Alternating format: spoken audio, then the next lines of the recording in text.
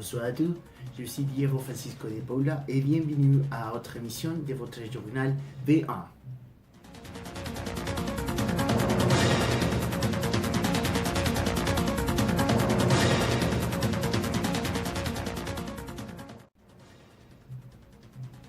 Cette semaine, nous avons des rapports et des interviews de célèbre pinteur espagnol Pablo Picasso.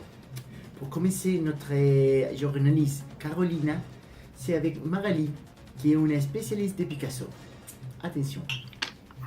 Oui, merci. Bonjour à tous. Aujourd'hui, nous allons parler des ateliers de Picasso avec l'historienne et spécialiste dans la biographie de lui, avec Magali Vasquez. Bonjour Magali. Bonjour Carolina, merci pour votre invitation.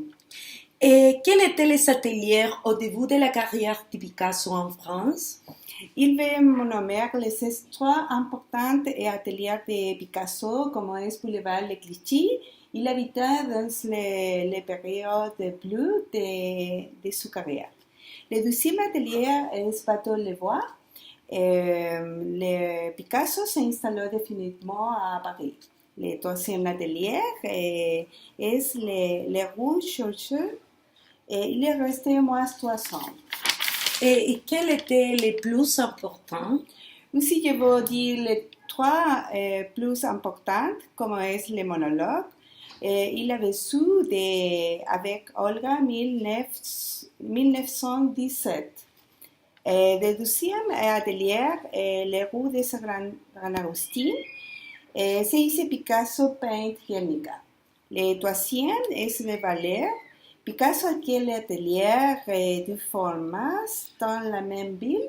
Il fait des céramiques. Et quel était son dernier atelier? Dernier atelier, c'est les Mougins ou les mortes avec 91. Merci Magali. Merci Carolina. Merci pour tout et on retourne en studio. Au revoir. Merci Carolina.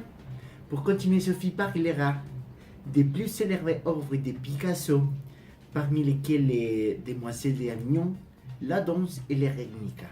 Sophie, c'est là? Merci Diego, bonsoir, je m'appelle Sophie et je parlerai des œuvres les plus connues de Picasso. La première œuvre, c'est Les Demoiselles d'Avignon, en 1907. Cette œuvre est le point de départ du cubisme, caractérisé par un langage géométrique et une multiplicité de points de vue. L'artiste représentait l'intérieur d'un bordel inspiré d'une maison située dans Avignon, qui donne son nom à la toile. La deuxième œuvre, c'est La Danse de 1925, est le tableau surréaliste le plus célèbre et il représente la violence qui a été développée à son mariage avec Olga Koklova. La troisième œuvre, c'est Guernica, peint en 1937, probablement le tableau de Picasso le plus connu. Cette œuvre d'art a été créée en réponse au bombardement de Guernica durant la guerre civile espagnole. Et la troisième œuvre, c'est Les Colommes de la Pau, faite en 1989. Le Parti communiste a demandé à Picasso de dessiner une affiche symbolisant le mouvement de la Pau. Picasso trace le profil de la colombe. Et c'est tout. Merci Diego.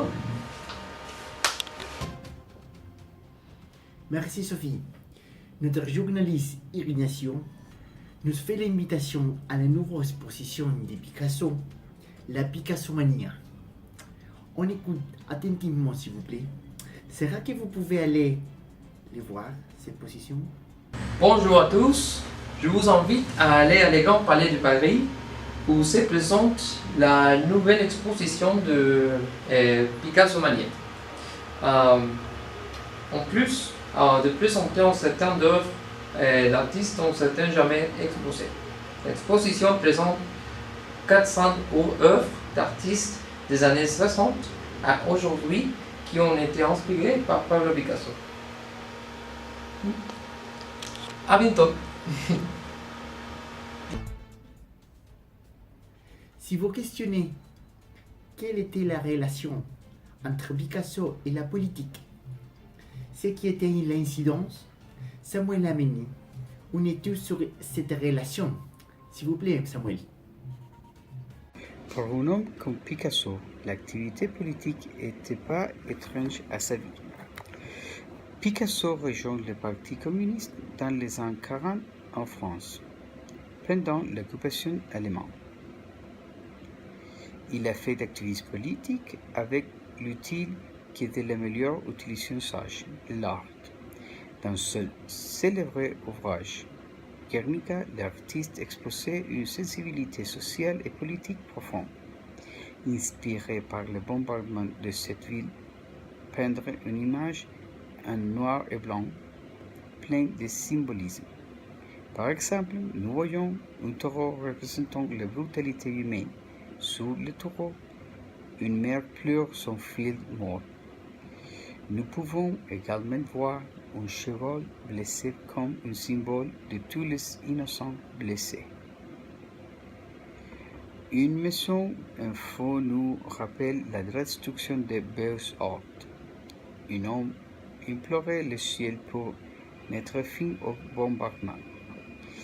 Picasso a soutenu les républicains, la collecte de fonds pour les causes.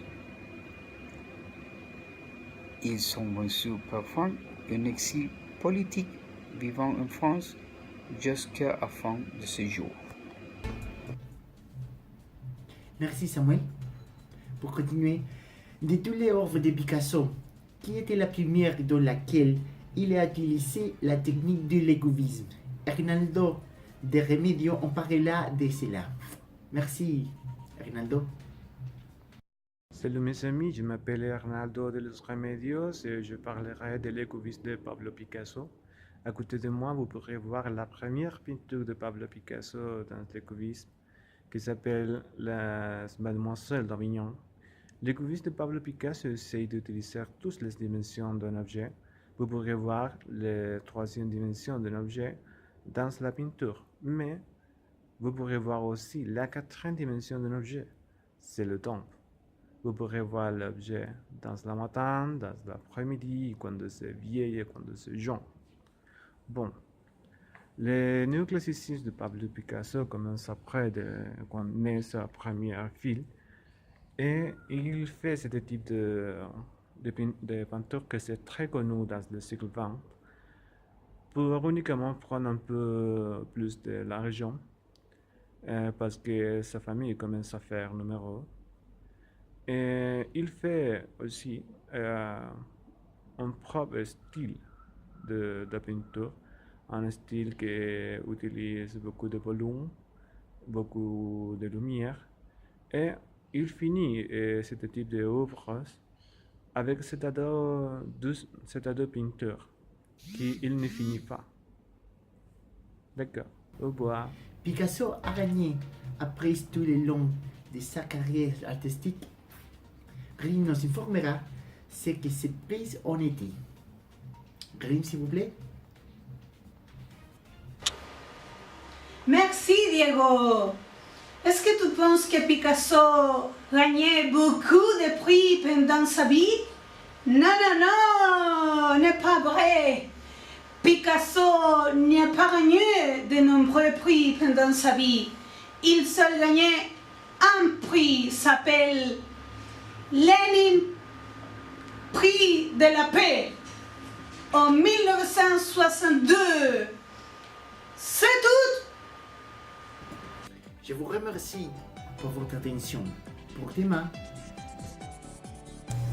Pour Santiago, il fera chaud avec des températures de 36 degrés au maximum. Attention aux rayons ultraviolets, s'il vous plaît.